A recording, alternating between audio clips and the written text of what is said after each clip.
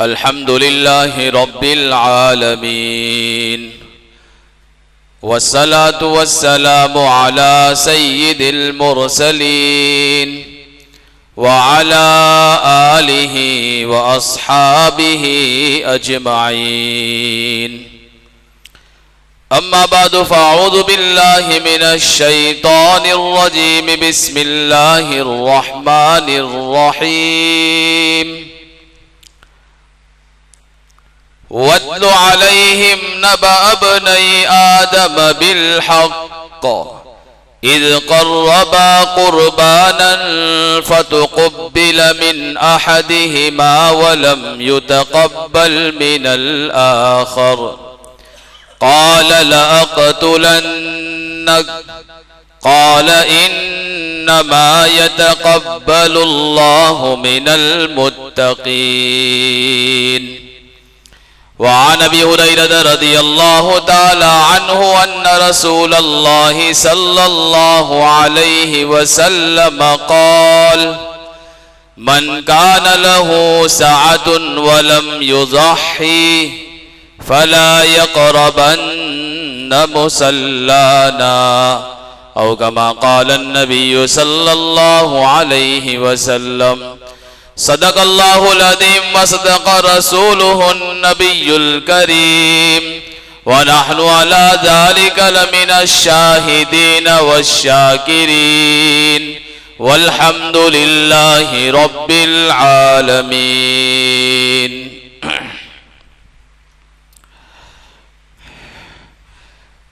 खलीलुल्लाह ने सच कर दिखाया ख्वाब को अपने। खलीलुल्लाह ने सच कर दिखाया ख्वाब को अपने। गवाही देती है इस बात पर आयात कुरानी। करोड़ों रहमते उतरे नबी के उस जद्दे अमजद पर, रज़ाए रब के खातिर जिसने दी बेटे की कुर्बानी। ख्वाहिशों के साथ अपने नफ्स को भी कर फना। ख्वाहिशों के साथ अपने नफ्स को भी कर फना। जिंदगी में इससे बेहतर नहीं कोई कुर्बानी।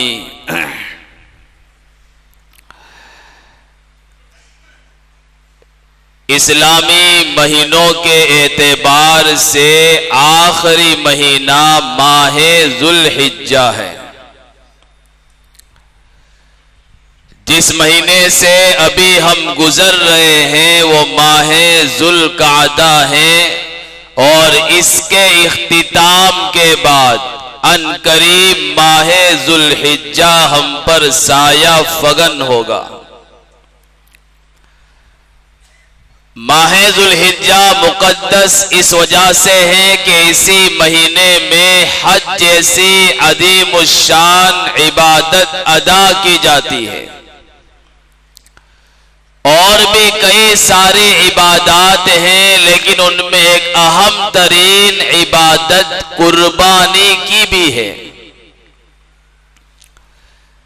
कुर्बानी वाली इबादत ये माली इबादत है जिसमें माल लगता है। कुर्बानी वाली इबादत अल्लाह की रजा और अल्लाह के कुर्ब का जरिया है। अगर देखा जाए तो कुर्बानी का सिलसिला सय्यदुना हजरत आदम अलैहिस्सलातु वस्सलाम की पैदाइश के साथ ही चला रहा है और इस बात पर खालिक़े कायनात का कुरान शाहिद है। कुरान करीम की सूरह माइदा में हजरत आदम अलैहिस्सलातु वस्सलाम के दो बेटों का किस्सा मौजूद है,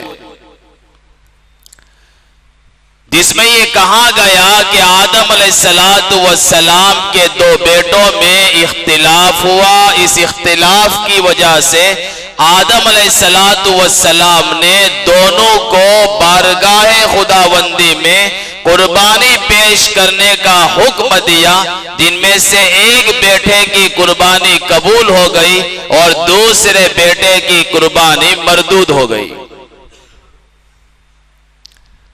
इख्तिलाफ किस बात पर था? क्यों इख्तिलाफ हुआ? क्या कुर्बानी पेश की? कुरान मुकद्दस इन बातों से जो है साकित है, खामोश है।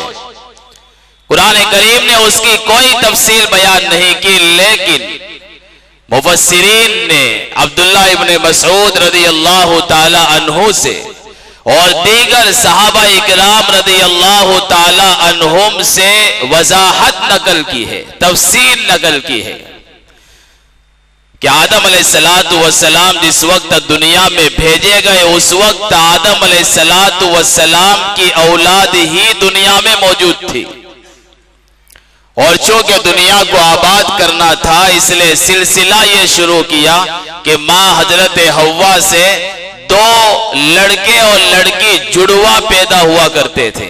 एक हमल से दो बच्चे, जिसमें एक लड़का और एक लड़की, फिर दूसरे हमल से दो बच्चे जिसमें एक लड़का और लड़की, गोया तौ अमतैन जुड़वा बच्चों के पैदा होने का सिलसिला शुरू हुआ ताकि इस दुनिया को आबाद किया जाए। और कानून यह था कि पहले हमल से जो लड़का और लड़की पैदा हुए हैं उनमें से लड़के का निकाह दूसरे हमल से पैदा होने वाली लड़की से कर दिया जाएगा।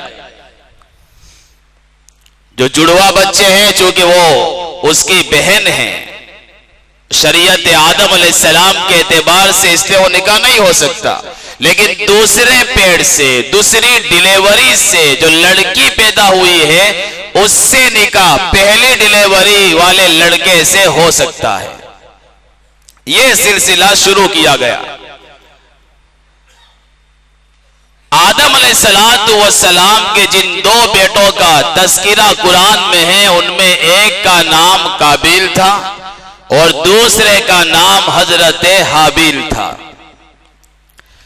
हाबिल के साथ जो लड़की पैदा हुई वो बदसूरत थी, और काबिल के साथ जो लड़की पैदा हुई वो इंतहाई खूबसूरत थी। अब कानून के एतबार से काबिल का निकाह हाबिल के साथ पैदा होने वाली बदसूरत लड़की से होना तय था, और हाबिल का निकाह काबिल के साथ पैदा होने वाली खूबसूरत लड़की से होना तय था। काबिल जिद पर अड़ गया कि मेरे साथ जो खूबसूरत लड़की पैदा हुई है मैं उसी से निकाह करूंगा, जबकि आदम अलैहिस्सलाम की शरीयत में यह जायज नहीं था। इसलिए दोनों भाइयों में आपस में इख्तिलाफ हुआ। काबिल मानने के लिए तैयार नहीं, टस से मस होने के लिए तैयार नहीं, वो जिद पर अड़ा था कि मैं अपने ही साथ पैदा होने वाली खूबसूरत बहन से निकाह करूंगा। आदम अलैहिस्सलाम ने समझाया, जब नहीं समझा तो अल्लाह की रहबरी की वजह से, अल्लाह के हुक्म की वजह से आदम अलैहिस्सलातु वस्सलाम ने फरमाया कि तुम दोनों अल्लाह के दरबार में कुर्बानी पेश करो। इज़ क़र्रबा कुर्बानन, दोनों ने अपनी कुर्बानियां पेश की। हजरत हाबिल ने एक शानदार मोटा ताजा दुम्बा अल्लाह के दरबार में ज़बह किया और ज़बह करके पहाड़ी के ऊपर रख दिया। और काबिल चूंकि किसान था, खेती बाड़ी वाला था, इसलिए ज़रई चीजें, गल्ला अनाज, उसने वो भी सड़ा हुआ अल्लाह के दरबार में पेश किया। और उस वक्त कुर्बानी कबूल होने की निशानी ये होती थी कि आसमानी आग आती थी और जिसकी कुर्बानी को कबूल करना होता था उसे जलाकर खाकिस्तर कर देती थी। चुनांचे दोनों की कुर्बानी को रखा गया, आसमानी आग आई और हजरत हाबिल के दुम्बे को जलाकर चली गई, जिससे मालूम हुआ कि हजरत हाबील की कुर्बानी मकबूल हो गई और काबील की कुर्बानी मरदूद हो गई। इन्नमा यतक़ब्बलुल्लाहु मिनल मुत्तक़ीन, कि जो तकवा इख्तियार करता है, खुश दिली से, इखलास से, नीयत से अल्लाह के दर पर कुर्बानी पेश करता है, अल्लाह ताला उसकी कुर्बानी कबूल करते हैं। तो ये सिलसिला कुर्बानी का आदम अलैहिस्सलातु वस्सलाम से चला आ रहा है। इब्राहीम और इस्माईल अलैहिस्सलातु वस्सलाम का वाकया तो मशहूर है, और वहां से लेकर अभी तक आखिरी नबी हजरत मोहम्मदुर रसूलुल्लाह सल्लल्लाहु अलैहि वसल्लम तक हर नबी के जमाने में कुर्बानी का मामूल रहा है। और कुरान करीम ने इसकी गवाही दी है, वलिकुल्लि उम्मतिन जअलना मनसका लियज़कुरुस्मल्लाहि अला मा रज़क़हुम मिन बहीमतिल अनआम। हमने हर उम्मत के लिए कुर्बानी मुकर्रर की है ताकि उनको जो हमने जानवर दिए हैं, इन जानवरों पर अल्लाह का नाम लेकर अल्लाह के लिए कुर्बानी किया करें। इसे हर उम्मत के लिए कुर्बानी की इबादत रखी गई है। और कुर्बानी ये इस्लामी शाइर में से है। कुर्बानी करने से इस्लाम की शान और शौकत नुमाया होती है। वल बुदन जअलनाहा लकुम मिन शाइरिल्लाह लकुम फीहा खैर। हमने बड़े की जानवर की कुर्बानी को शाइरुल्लाह में से बनाया है, उसमें तुम्हारे लिए बेहतरी ही बेहतरी है। लिहाजा कुर्बानी ये जो है अल्लाह के यहां महबूब और पसंदीदा अमल है। इसीलिए हदीस में आता है कि कुर्बानी के दिनों में कुर्बानी के अमल से बढ़कर, उसके खून बहाने से बढ़कर अल्लाह के नजदीक कोई भी अमल पसंदीदा नहीं है। जिस जानवर को आपने कुर्बान किया है वो अपने बालों के साथ, सींगों के साथ, खुरों के साथ अल्लाह के दरबार में क़यामत में हाजिर होगा और नामे आमाल में इसका वजन किया जाएगा। और आगे प्यारे आका ने फरमाया, जिस जानवर के गले पर तुम छुरी चलाते हो उसका खून जमीन पर टपके, इससे पहले पहले कुर्बानी करने वाले के गुनाहों की मग़फ़िरत कर दी जाती है। और आगे आखिर में अल्लाह के नबी ने जुमला फरमाया, फतीबु बिहा नफ्सन, इसलिए अपने कुर्बानियां खुश दिली से किया करो, बोझ समझकर नहीं कि जानवर महंगा हो गया है, कहां से जो है हम इंतजाम करें। उलमा ये फरमाते हैं, ऐसा कहने वालों को सोचना चाहिए, जब तुम्हारे यहाँ शादियां होती है तो इतने सारे नोटों की गड्डियां कहां से निकल आती है, तब तो पूरे गांव को खिलाने की ख्वाहिशें पैदा होती है, जो है इधर से उधर हथकंडे इस्तेमाल करने की ख्वाहिशें पैदा होती है। तब कोई गरीब नहीं होता, बल्कि गरीब भी अपने आप को अमीर दिखाने की कोशिश करता है। तो ये तो माली इबादत है, इसमें जितना भी माल लगाया जाएगा इतना ही बेहतर है। ये माली इबादत है, लिहाजा इसमें माल लगाओ। ये साल में एक मर्तबा करना है, इससे गरीबों को फायदा होगा। अल्लाह को यह अमल ईद के दिनों में बहुत ज्यादा पसंदीदा है। जहां लगाने का है वहां लगाओ। हज की इबादत माली भी है और बदनी भी है, तो वहां माल भी लगेगा, जान भी लगेगी। लेकिन अल्लाह माफ फरमाए, जितना हज का खर्चा होता है उससे ज्यादा खर्चा हम रस्म और रवाज में लगा देते हैं। हज का खर्चा एक का 3.25 लाख है, लेकिन किसी का ये लाना है, उसका वो लाना है, इसको खिलाना है, इसको पिलाना है, इसके कपड़े लाना है, 2 लाख के तो कपड़े आ जाते हैं। फिर जो मिलने आ रहा है उसने 500 की नोट चुपके से पकड़ा दी। अब बेचारा हज में गया है, तवाफ कर रहा है, आबे ज़मज़म पी रहा है, सफा मरवा की सही कर रहा है। औरत के दिमाग में 500 की नोट घूम रही है कि उसका 500 का कुछ लेके यहां से जाना है। जितना खर्चा हज का नहीं होता, हमारा ज्यादा पैसा रस्म और रवाज में लग जाता है। फिर कहते हैं हज महंगा हो गया।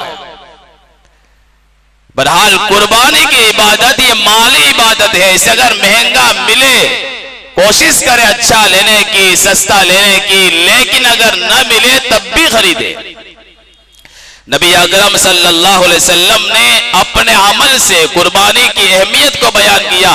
अब्दुल्लाह इब्न उमर फरमाते हैं, अकाम रसूलुल्लाह सल्लल्लाहु अलैहि वसल्लम फिल मदीना 10 सिनीन युज़ाही कुल्ल सनतिन। अल्लाह के रसूल मदीना में 10 साल तक मुकीम रहे और हर साल कुर्बानी किया करते थे।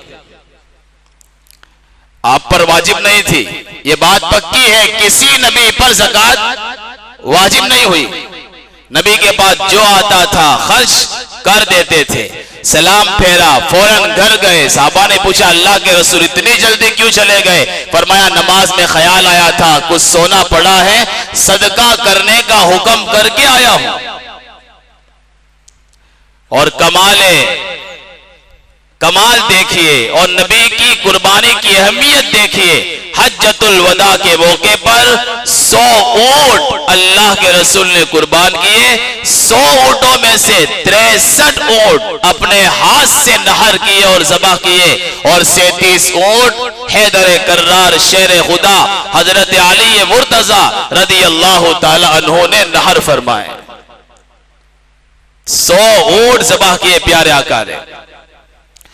और अम्मी जान हजरत आयशा रदी अल्लाह ताला अन्हा फरमाती है, प्यारे आका सल्लल्लाहु अलैहि वसल्लम का मामूल यह था, इदा ज़हा, जब कुर्बानी करने का इरादा होता, इश्तरा कबशैनी अजीमैनी समीनैनी अकरनैनी अमलहैनी मौजूअैनी। कितने शानदार अल्फाज। अम्मी जान आयशा फरमाती है, नबी का जब कुर्बानी करने का इरादा होता तो आप 2 मेंढे खरीदते। इश्तरा कबशई, 2 मेंढे, अजीमैन बड़े बड़े, समीनैन मोटे ताजे, अकरनैन सिंगों वाले, अमलहैन सिया सफेद रंगत वाले, यानी काबर चित्रा, देखने में कितना शानदार लगता है। मौजूअैन खस्सी बकरे। ये सिफात होनी चाहिए जानवर की, मोटे ताजे हो, तगड़े हो और फिर जो है सिया सफेद रंगत वाले हो। बकरे ऐसे अल्लाह के रसूल जो है खरीदा करते थे और खस्सी खरीदते थे। आगे अम्मी जान हजरत आयशा फरमाती है, फयज़बहु अहदहुमा अन उम्मतिही, उनमें से एक मेंढा अपनी उम्मत की जानिब से, मिम्मन अकर्र बित्तौहीद, कि जिन्होंने तौहीद का इकरार किया है, वह शहीद लहू बिल बलाग, और आपकी रिसालत के पहुंचाने का इकरार किया है, आप उनकी जानिब से कुर्बानी करते थे। एक मेंढा अपनी उम्मत की जानिब से, वयज़बहु अल आखर अन मोहम्मदिन व आली मोहम्मदिन, और दूसरा अपने और अपने अहलो अयाल की जानिब से। यह अल्लाह के रसूल का मामूल था कि ज़बाह करते वक्त भी इस उम्मत को नहीं भूले, बल्कि एक मेंढा अपनी जानिब से और एक मेंढा उम्मत मुस्लिमा की जानिब से आपने कुर्बानी फरमाई। इस अली फरमाते हैं, मेरा मामूल यह है कि मैं हमेशा एक मेंढा अपनी जानिब से और एक प्यारे आका की जानिब से किया करता हूं, क्योंकि मेरे आका ने मुझे वसीयत फरमाई है। अल्हम्दुलिल्लाह आज भी मामूल है कि हमारे मुसलमान हजरात इस बात का पूरा ख्याल रखते हैं कि जहां वो कुर्बानी करते हैं अपनी जानिब से भी करते हैं और प्यारे आका सल्लल्लाहु अलैहि वसल्लम की जानिब से भी करते हैं। लिहाजा जब कुर्बानी का जानवर खरीदा जाए, बेहतर से बेहतर खरीदा जाए। अलबत्ता अगर महंगा जानवर लिया है तो उसमें नामो नमूद ना हो, शोहरत ना हो, रियाकारी ना हो, क्योंकि जरा भी अगर नामो नमूद आ गया तो फिर ये कुर्बानी वाली इबादत को ये बेकार बना देगा। खरीदे महंगा, अच्छा वाला खरीदे, लेकिन नामो नमूद नहीं होना चाहिए।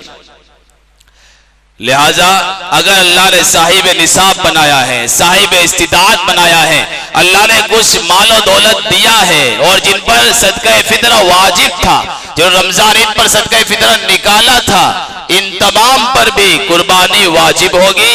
लिहाजा हर एक को चाहिए कि अभी से इसकी फिक्र करे, क्योंकि अल्लाह के रसूल ने ना करने वालों के लिए सख्त वईद फरमाई है, मन कान लहू साअतुन वलम युज़ाही फला यक़रबन्न मुसल्लाना।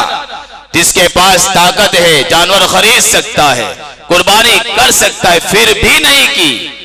अल्लाह के रसूल ने फरमाया इस आदमी को हमारी ईदगाह के करीब आने की इजाजत नहीं है, यानी वो मेरा उम्मती है ही नहीं, वो हमारी जमात में से है ही नहीं। लिहाजा भी बहुत कम अय्याम, यूं कह सकते हैं बस 15 और 20 दिनों के दरमियान का वक्त अभी हमारे पास बाकी है। अभी से जानवरों को खरीदने का सिलसिला शुरू करें। जानवर की उम्र मालूम है आपको कि 2 साल मुकम्मल होना जरूरी है और तीसरा साल उसका रनिंग होना चाहिए। 2 साल में 1 सेकंड कम होगा तब भी नहीं चलेगा। 2 साल मुकम्मल, यानी तीसरा साल शुरू होना चाहिए। अगर मुसलमान भाई के पास है, उसको जन्म तारीख याद है कि भाई बकरीद के दूसरे दिन पैदा हुआ था, तो 2 साल के बाद जब ईद आएगी तो तीसरे दिन इसकी कुर्बानी जायज है, क्योंकि कुर्बानी 2 साल का हो चुका है। लेकिन गैर के पास है तो जब तक 2 दाती ना हो वहां तक न खरीदे। असल उम्र है, 2 दाती होना जरूरी नहीं है। 2 दाती तो सिर्फ पहचान के लिए है, क्योंकि 2.5 साल में दांत गिरते हैं फिर आते हैं। अगर 2 बड़े बड़े चौलिए दांत हैं उसके तो आंखें बंद करके ले सकते हैं, क्योंकि अभी 2.5 साल से ऊपर का हो चुका है। लेकिन अगर जन्म तारीख मालूम है कि हमारे सामने पला बड़ा है, 2 साल का होकर 1 दिन ऊपर चढ़ गया है, तो फिर कुर्बानी कर सकते हैं। बहरहाल खरीदने के वक्त इसकी पूरी तहकीक रखें और ये जिम्मेदारी खरीदने वाले की, कोई ऐब उसमें ना हो, इस बात का पूरा ख्याल रखें। तो मुकद्दस यह इबादत है, माली इबादत है। अभी से खरीदारी का सिलसिला शुरू करें और माहौल बहुत प्यारा है इस वक्त में हमारे उन भाइयों से कि जो काम धंधा नहीं करते बल्कि मुखबिरी को अपना धंधा बना रखा है और इसे जो है अपना कारोबार बना रखा है। इनसे कहूंगा अबू रिगाल के वाक़ये को पढ़िए, अबू रिगाल के किस्से को पढ़िए, जिस कमबख्त ने अबरहा को बैतुल्लाह को गिराने के लिए रहबरी की थी, रास्ता बताया था, तो कौम ने उस पर इतना गुस्सा किया कि जब वो मर गया उसकी लाश उठाकर सरे राह रास्ते के किनारे पर जहां सबका आना जाना होता है वहां उसकी कब्र बना दी, ताकि हर आने जाने वाला उसकी कब्र को देखे और उसकी कब्र पर पत्थर मारा करे। उलमा ने यहां तक लिखे हैं हाजी जब हज करने जाते थे बैतुल्लाह का तवाफ करते थे, जब जमरात की रमी किया करते थे, शैतान को कंकरिया मारते थे। हज में शैतान को कंकरिया मार कर आने के बाद रास्ते में उसके भाई अबू रिगाल की कब्र पर भी कंकरिया मारते थे कि भी कमाल उसका भाई है। वहां शैतान को मारी और यहाँ शैतान के रास्ते पर चलने वाले मुखबिरी करने वाले अबू रिगाल की कब्र पर मारा करते थे। लिहाजा अपने इन हाथों को और अपने इन कानों को, अपनी आंखों को मुसलमानों के खिलाफ इस्तेमाल न करें। क्या तुम नबी की उम्मती हो और क्या तुम गुलाम मुस्तफा हो कि अपने ही भाइयों को तुम गैरों के हवाले कर रहे हो? शर्म आनी चाहिए। ऐसी जिंदगी पर अफसोस है और सद अफसोस है। लिहाजा माहौल को बिगाड़ने की कोशिश न करें। माहौल साजगार है, बना रहने दीजिए। ये बहुत बड़ी इबादत है, सुन्नत खलीली है। इसे जो है उसके साथ खिलवाड़ करने की कोशिश हरगिज न करें। अल्लाह से दुआ है अल्लाह ताला हमारे आने वाले त्योहार को सलामती के साथ हमें मनाने की तौफीक नसीब फरमाए। गैरों की बुरी नजरों से इस उम्मत मुस्लिमा की मुकम्मल हिफाजत फरमाए। आमीन। व आखिर दावाना अनिल हम्दुलिल्लाहि रब्बिल आलमीन।